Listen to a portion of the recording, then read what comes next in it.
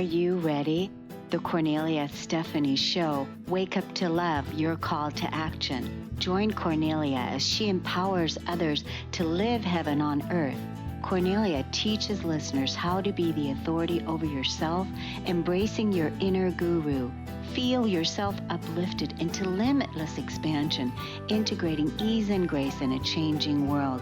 This show will cover topics such as unconditional love, your physical body, how to be in extraordinary relationships, create financial and emotional wealth, embracing entrepreneurship in the new earth.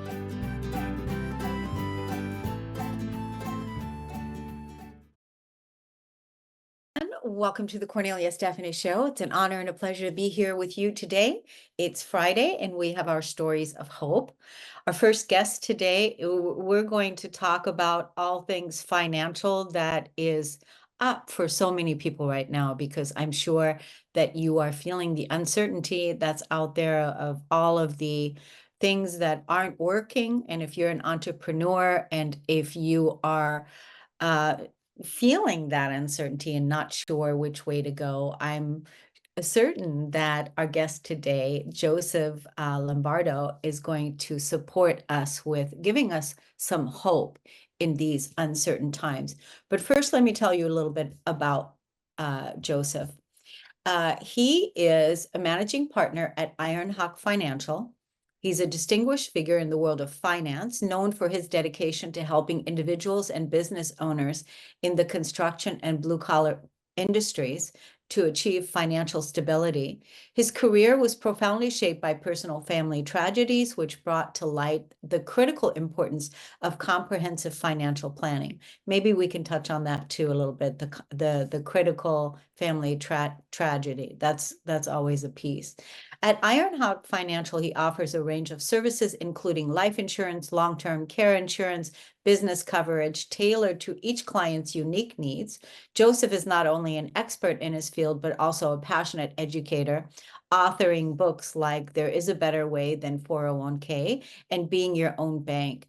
His work has been recognized in the International Business Times, and he has been featured in prestigious lists such as Inc.'s Top 40 and Under 40. Joseph's commitment to financial education and security makes him a sought-after voice in finance, and I'm glad you're here today. Welcome, Joseph Lombardi. It's Lombardi, but thank you for having me, Lombardi. Kornelia. Yeah, it's great to have you. So, okay, all things, let's just quickly touch on how you got into this business, because it was through a family tragedy, something that happened that got you started in this field. Yeah, I mean it was really sad.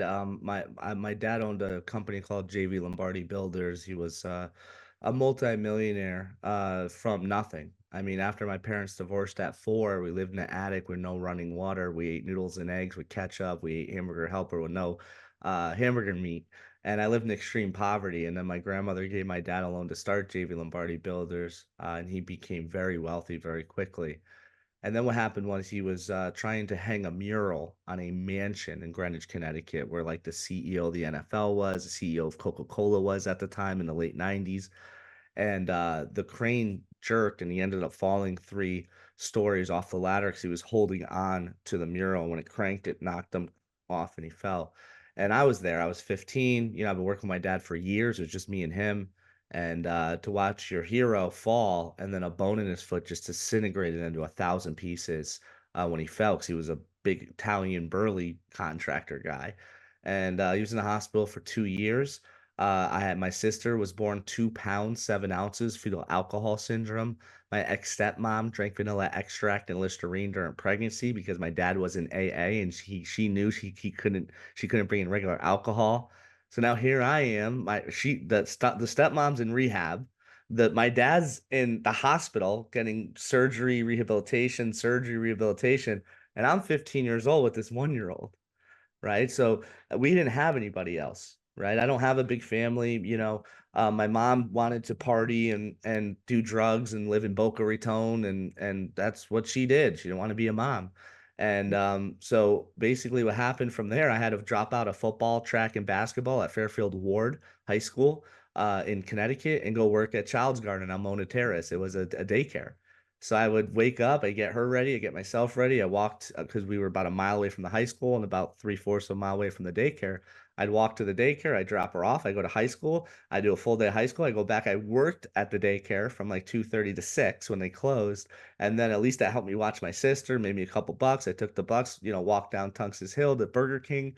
So it really affected me, because I couldn't say anything because DCF would have came in and put me and my sister in some home I was unfamiliar with. So my dad didn't plan right. And then shortly after that, my mother dies of cirrhosis of liver from all that cocaine and alcohol and partying she wanted to do and not being a mom. Killed her at 52 years old. And she had no life insurance. So guess who had to front the bill off a mom who didn't want you?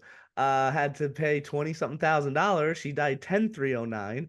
My first child was born 11/3/09. I just bought my house August 19th, 09. So it crippled me financially, to say the least, on top of losing, your mother and never connecting that mended, broken relationship, which devastated me and put me in deep depression and anxiety and took me years to get over. But, and then shortly after that, I get a phone call. Hey, your grandmother had a stroke, led to dementia. She's in Ludlow Nursing Home in Fairfield, across from Sacred Heart University. And within 7 years, 4.2 million gone. My grandfather's entire estate was stolen by the nursing home. Took him 40 years to build that up. He owned Lombardi masonry and built all of the Westfield shopping mall foundations in New England.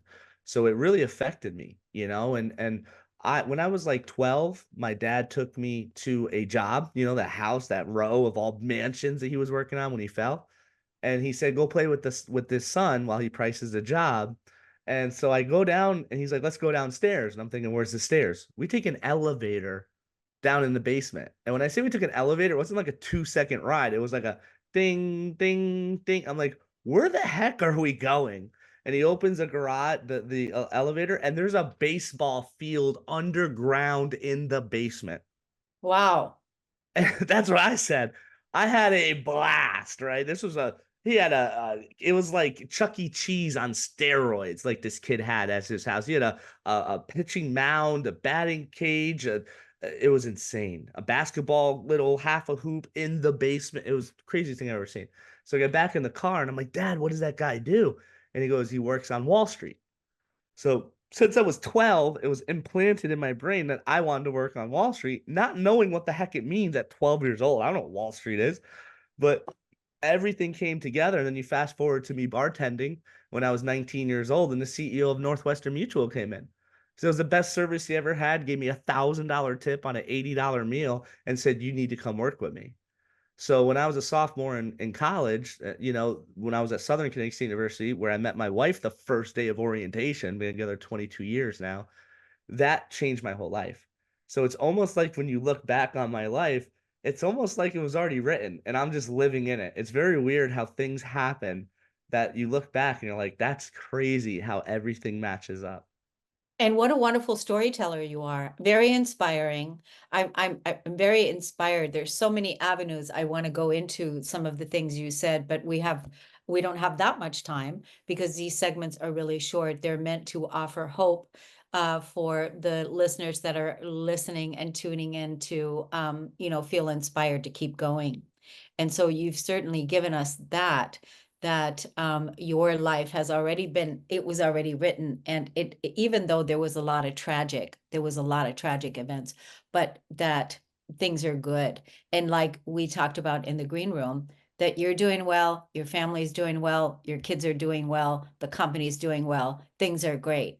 Let's tell the audience what you do so that they can look you up for further information and follow you even on your own podcast.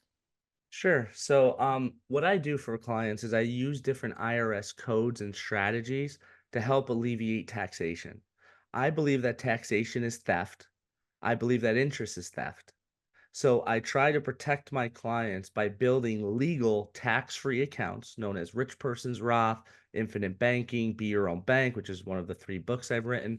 And what it does is it uses an IRS code. That IRS code is called 7702. That is the code that all the wealthy ultra people, ultra millionaires use. I don't know if you recall when Donald Trump and Hillary were on the 2016 campaign, and Hillary goes to Donald Trump, "You're a bad orange man, you pay no taxes." And Donald Trump says, "It doesn't make me bad, it makes me smart. I use the same IRS codes that your donors use, and you had 30 years to close the loophole." That code that they're referring to is 7702, and it's what I've been specializing in for 21 years. And so my biggest goal is to help protect people from market going down, taxes going up, Yeah. inflation going up, and interest rates going up. And then my second strategy is rolling over people's retirement accounts, IRAs, 401k, SEP, Simples, pensions, into fixed index growth annuities, fixed index income annuities that have been averaging 13%. And both of my strategies you can't lose.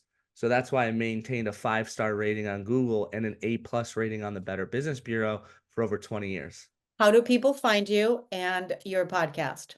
So my podcast is Money Talk with Ironhawk, and that's found on everything. Apple Podcasts, Spotify, CarPlay. It's called Money Talk with Ironhawk. And you can go to www.ironhawkfinancial.com, and you can fill out the contact us button, and either me or one of my many guys that work with me will reach out to you. Good. I'm definitely going to be looking you up and listening to you. Thank you so much. You inspired me today. Thank you so much for coming on the show. We're going to take a break and we'll be right back, everyone.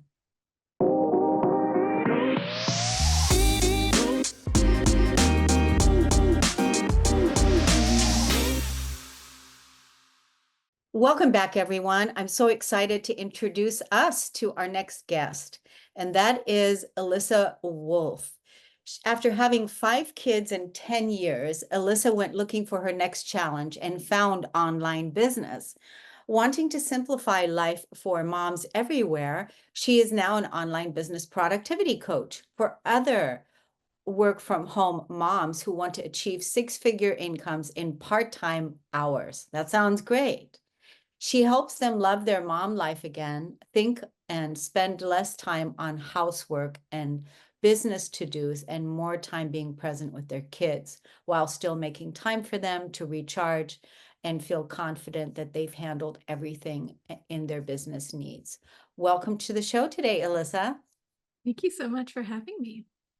So what happened that got you started in this particular online business world, making 6 figures? That's a huge piece. You know, a lot of entrepreneurs that want to achieve to live, experience 6 figures are not, because it's not easy for an entrepreneur to do that, even though there may be many programs out there, people talking about that you can, but being an entrepreneur by itself is challenging.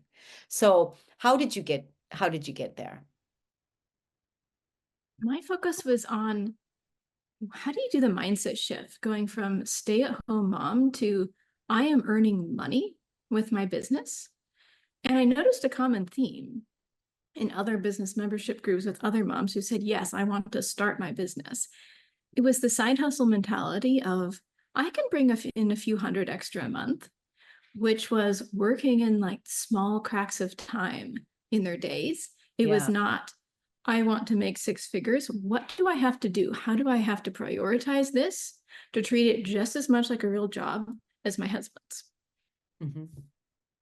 Good. So that was what began there. But you also said you went to college before, and tell us about that. Yes, I had intended from the time I was 14 years old to pick a major that exactly suited my gifts, talents, and abilities. Like my parents told me I would go there, I would complete it, it'd be done in 4 years, I would get the perfect job, meet the perfect man, have my family, have my purpose, everything rolled into one. And about 1 year into my major, I said, I am not cut out to be a teacher. I have got to change this. So I went back to the drawing board, rejiggered, and I looked through every single major that college offered, and not one of them sounded like something I could do for 10, 15, 20 years and be happy and satisfied. That was a real blow to my view of the world, which was just the right answer is there waiting for you. All you have to do is find it. It's just match your particular peg with the right hole. So I had to come up with something totally different, a create your own study plan degree, so that I got a bachelor's degree. And I ended up leaving college without a particular job field ahead of me. Wow, that's huge. Yes, I at least accelerated the degree by 18 months. So I made it out in 2.5 years instead, but it meant I didn't have any particular skills or training. What I did find was a husband. So I was like, all right, I will go start the family building portion first. But I still really want this, not necessarily job, like overarching purpose in my life beyond the raising of a family. And I'm still inside kind of mad that it didn't happen for me. I followed all the steps. Like, what did I do wrong? So I kept having another kid and another kid and another kid, homeschooling them, getting better at cooking, like all the stay-at-home mom things. And 7 months after the birth of my 5th child, I heard about online business on a podcast. I was like, whoa, I don't have to wait till I am a 50-year-old empty nester to impact other women's lives if I do the online business route. Because at that point, that's what I was thinking. I picked staying home with my kids. This is me for the next 30 years. Like, I made my bed, I have to lie in it. And then hearing that podcast opened up this whole new world of possibilities to me. It's like, I think I need to go for this. Otherwise, I am choosing to wait to midlife. And if I always said I wanted the purpose sooner, I have to step out in faith and try this. And so you did. And so I did. That was over 4.5 years ago. I did not. So was that a training offer that was being offered for the online business, like how to be a coach, was that what that was? It was someone's promotion for like, here, join my business boot camp type of a thing. So that kicked off. Joined that, and that really supported you. Yes, I took a lot of different courses and studied from there. But fundamentally, at that point, I had to treat it like, if this is going to be a real job, I have to show up in my day like this is a real job with set work hours and telling my kids and reprioritizing the housework, and somehow find a way to meld these roles of the stay-at-home parent with the cook and the laundry washer and all of that stuff, along with I am the business owner. I ended up becoming a coach. So now at the coach hat, I am the content creator without dropping anything. I still wanted my marriage. I still wanted my kids. I still wanted to homeschool them. I still wanted to eat food cooked from scratch. Like, I was putting more in my life, not trying to swap one of my roles for the CEO hat. What I'm hearing from you, it's really interesting because you demonstrated that with the way that you left college. And, it seems like you just looked at the situation and you reassessed and checked in again to see what's important to you and how can you, instead of being, you've mind's shifted your limitations, that whatever you were dealt, the hand that you were dealt or whatever, and you did that. And that's how you do things. Those are your creator abilities. As a creator, you do that. This is something that you naturally do. It doesn't seem like this is, it just comes natural to you. So maybe that's also something that you help others do. Is that right? That's correct. I'm pretty good at the goal setting part of, all right, and if this is a priority to you, how do we make it show up in your time, your money, the calendar? Like, if you want this, let's start acting like it. My advisor may have gotten tired of me in college, and I kept calling to say, how can I cram this in further? But I made it happen. And it was not as hard as I thought. Right. So how do clients work with you today? How does this show up? Who are your clients and how does this show up in your world? My clients are women who have already gotten their business off the ground. So they're past I'm making $400 a month. I don't know if this is my ceiling while my kids are with me. So they already feel like they're successful. It may not be the success they wanted to hit, but they've proved their concept. They're making money. And they're starting to look around and say, I am too busy. I feel guilt. Like, I'm a stay-at-home mom, but I feel like I'm working all the time. I wanted to be present with my kids. I'm not. Or I am too successful. I am too busy. I have too much on my plate in my business, plus all the home stuff still. What do I do now? Because I'm a finite being with finite energy. Like, all my self-care time has gone by the wayside in order to ramp up and scale this business. So fundamentally, they're looking for a change. They're looking for a way to go back to the work from home dream life that they thought they were getting into. They're looking for a way to make all the priorities play together instead of feeling like they have to pick the CEO, business owner, the great marriage, the wonderful relationship with their kids. How many hours a week do you work in your business? I stick around the 15 to 20 mark. 15 to 20, and you're earning 6 figures. Not earning 6 figures yet, because business strategy is not part of my coaching. It's the time management, productivity, work-life balance. So I mentioned the 6 figures to attract the people who have that as the goal, as opposed to the side hustle mentality. Gotcha. That's very clear. Let's tell the audience how they can find you on social media or a website. Yes, my website is yourunbusylife.com.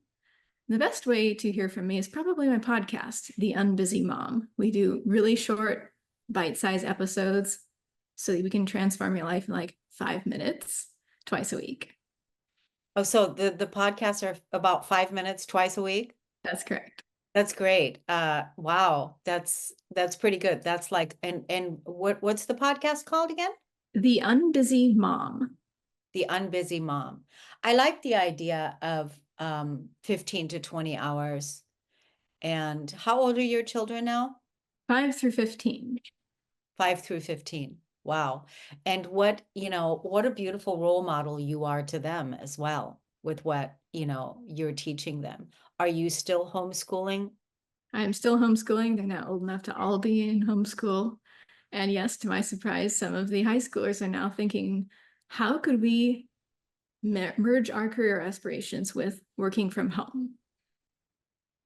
Wow, this is really good. Yeah, I mean, the kids are learning how to become independent and, work from home and live their life according to what inspires them, what their purpose is, by the role model that is an example of what you do, and the way that you shift the mindset and how you're showing up for yourself and your family. It's very admirable. I want to let the audience know how they can find you on your social media. Website is best. I'm not really on social media. I don't own a smartphone. Those are intentional life choices as well. Wow. So what's the name of the website? Yourunbusylife.com.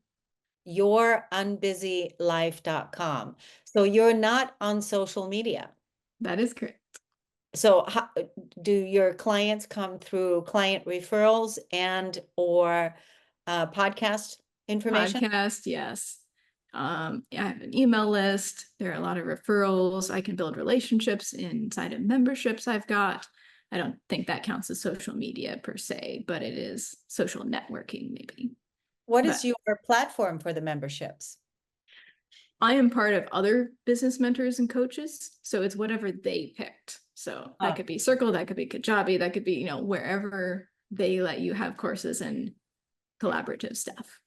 Gotcha. Well, I'm impressed, Alyssa, with what you're doing. I'm really proud of the children that you're raising and how you're teaching them how to be independent and go for what it is that they want. How great that they are being raised by you and not by the system out there later, so that they don't later on have to undo some of the conditionings that's put upon them. So I think it's wonderful. I want to thank you so much for coming on the show. You're so welcome.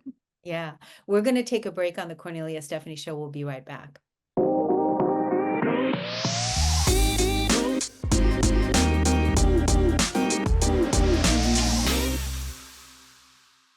Welcome back, everyone. Thank you so much for listening and tuning into the Kornelia Stephanie Show. Our next guest is JP Marsh, and he is here to offer us hope and to talk about co-parenting. He is a 41-year-old single girl dad to a 9-year-old, and he's gone from conflict to collaboration over the last 7 years in his co-parenting relationship. Coach, speak, and advocate. for the positive benefits of getting out of your own way and putting the happiness and success of your children first. Welcome to the show, JP Marsh. Thanks for having me. It's great to be here. So you had conflict before. Yeah. It's my story is not terribly different than, the 70-80% divorce rate, and the kids caught in the middle. You have the anger and the hurt feelings and the shame or betrayal, or whatever baggage that you're dragging from the relationship into your new reality as a co-parent. And you still have to be able to communicate with the other parent, and you still have to be able to make plans, vacations, separate time, and all of these different things. And like everybody else, there was I had a hard time leaving my pity party, so I was always instantly defensive over nothing. And then I would make a jab, and then she would jab back, and then everything just would kind of snowball into a bigger argument or an escalated situation. And then once I sort of left my own pity party and did a lot of work on myself, and accepted the new reality that I was in, and then everything little by little just kept getting easier and easier, and smoother and smoother. And then to the point now where my daughter's in a blended family, and we'll do the lake trips in the summertime all together, and the barbecues and the holidays and school functions and all these things. And it's not it makes it a lot easier. You know what I mean? Nobody's having to, oh, she's going to be here at this point for Thanksgiving in this place, this little bit, make sure she gets here, and these kinds of things. And so it's, the benefits of, growing up and putting your kids first definitely outweighs the trying to hurt the other parent by using your kid as a weapon or a tool, for sure. How long have you all been single now? About 7.5 years we've been doing the co-parenting thing. So right after my daughter turned 2, Wow. is when we had split up. And then somewhere around 4 years old is when everything started getting a lot easier as far as the communication and the understanding. The more that I was willing to be flexible, the more she was willing to be flexible. It's just compounding interest, except good behaviors and good outcomes, as opposed to the toxic behaviors and the toxic outcomes. And so the more that everything's peaceful and the more that you can get along, the easier it is to just continuously build off of that. You know what I mean? Yeah. So that must have been, like you said, initially you were pretty defensive. Initially, Right. it was really hard because, I mean, you were hurting. You Right. were hurting that the relationship was not, the marriage was, you had a baby, and Right. it's not working out. It's not what you thought. You were hurting. And really, it's like, how do we do this? How Right. do we do this? And how do I still love and accept myself as a man, even Right. though I feel, terrible that I can't have my family with me? Right. Right. And it's, being able to, when I talk to people and that, and in this realm, the most important thing is sort of changing your reality, the way that you see the other person. Because I never refer to my daughter's mother as my ex, because in my reality in this life, that's not who she is anymore. You know what I mean? She's the mother of my child. And so changing your frame of thought, or the way that you view that person, That and getting helps. out of your own way and letting go of the baggage, and letting the relationship die and grieving it, same as any other sort of death, same as to get past it and start moving forward. And then once you can put your kids first, it's easy to not start engaging in these negative behaviors and finding your triggers, and not sort of these, you're not poking back and forth, and you're not trying to carry these double standards, and you're not trying to control. Once we redefined our reality, the the controlling aspects of a relationship, and you need to be here and you need to do this, all kind of went away because we're the other parent, not kind of half in, half out on a relationship, mind frame. I really like the idea that to view the relationship, the ex, not to view her as the ex, but to view her as the mother of your child. I really like that shift. Right. It's much softer. It's more empowering, and I'm sure that the way that you and your the mother of your child, the way that you relate with each other is also, beneficial for the health and well-being of your child, of your daughter. Right. Oh, for sure. Yeah. I mean, because she's got to be happier, because there is not that animosity going on sometimes in relationships like that, where one parent pits the other parent against each other. So then you've got that whole thing going on with the child, and that's also happening there. So Right. if the child doesn't have to deal with that, that's already a huge win. Yeah. And I was always conscious and aware of, whether people want to admit it or not, almost every kid or every child thinks that they're 50% mom and 50% dad.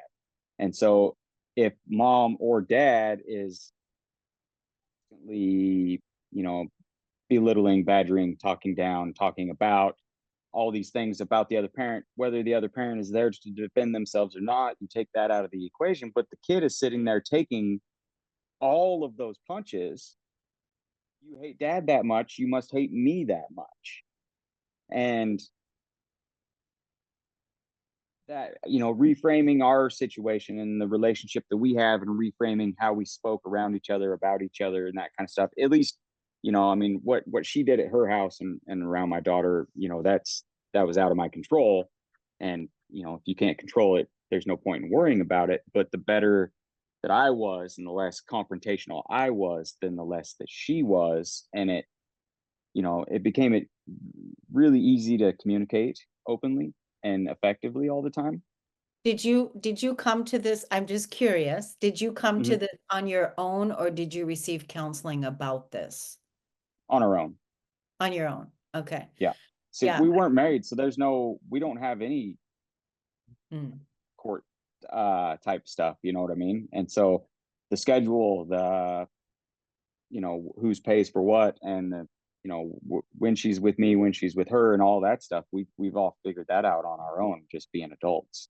Yeah, I think that's such a powerful role model. It's a wonderful way to model to your children, and also to humanity, the people that are in your circles and in your life. Right. Curious, are you married, or I'm not, but my daughter is in a blended family. Okay. And so I don't think they're technically married, but my daughter's mother and her partner, and then he has a son that's there half the time, and then, but even, when we're doing a lot of these school functions and a lot of these things for all the kids, and even her stepbrother's mom and husband and baby, and so there's 3 adult Right. kids running around doing all these things that we're doing constantly, you know what I mean? And it's, nobody makes it weird, and so it's just not weird. Because I want to let the audience know how they can look you up and follow you. I think you're a wonderful example of being a single girl dad, and I think that's just great. We need more men like you out there, so keep Right. being an example. Let's tell the audience how they can look you up. Are you present on social media, or how do you? Yeah, Instagram is usually the best way for me. Most all the stuff with the co-parenting and these things, I kind of direct to Instagram, because I'm not the biggest fan of social media. Yeah, no, a lot of But men, I don't know a lot of men that yeah, are. Like, what's the handle? What's the handle?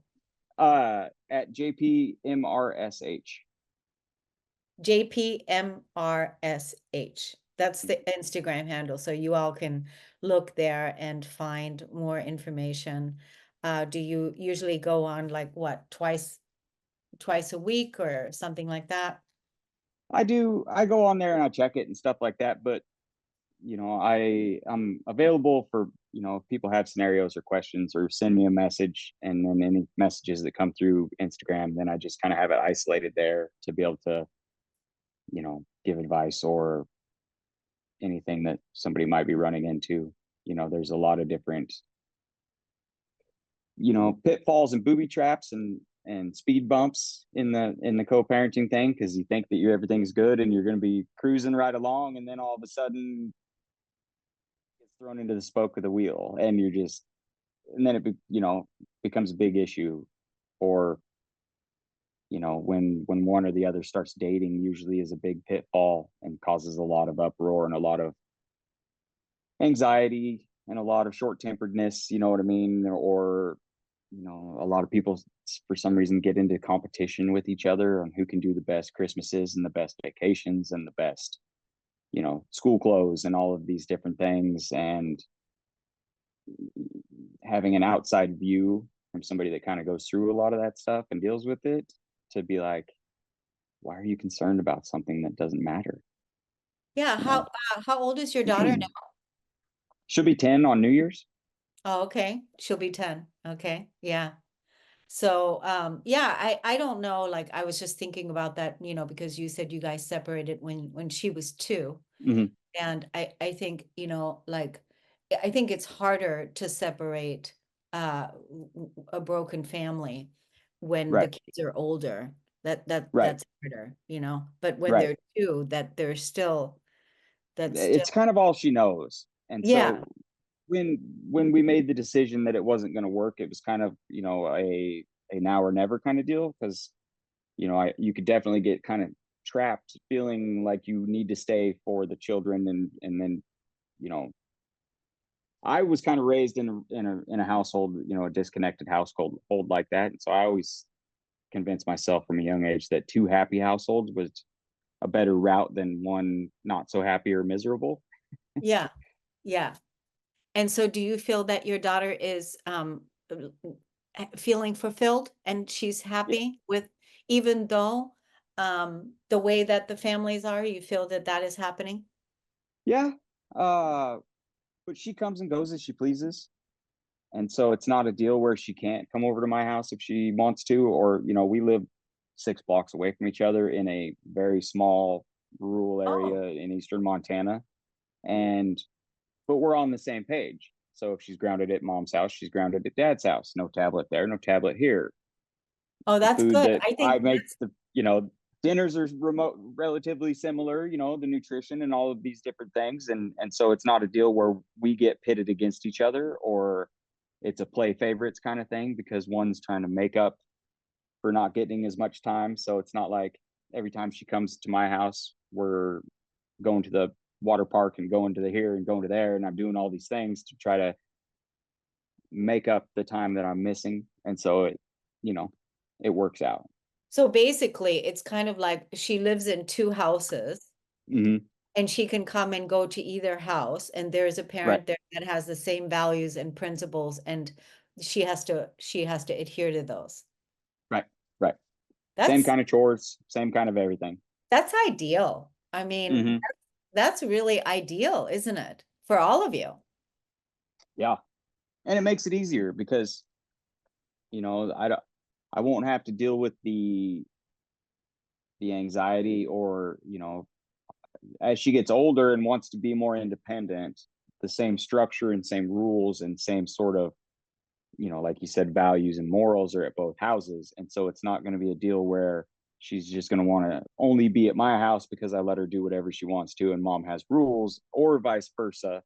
And so the amount of time that each of us will get to spend with her all the way through school is going to be, pretty consistent to how it is now, because like any teenage kid, they're going to want to go where they can have the most freedom and the least amount of rules. And it's not going to be a difference between here and there. So nobody's going to, feel like they're getting cheated out of time, or, you know, it's not these big arguments about, you know, enforcing rules and, you know, the responsibilities of growing up, helping to clean in the house and cleaning up her own messes, and, you know, helping to cook dinner and that kind of stuff. So You and I'm, the mother, I just give her a lot of kudos. I give you a lot of kudos. mhm, But the two of you coming right, together to talk this all through, because this all mhm, had to be agreed upon.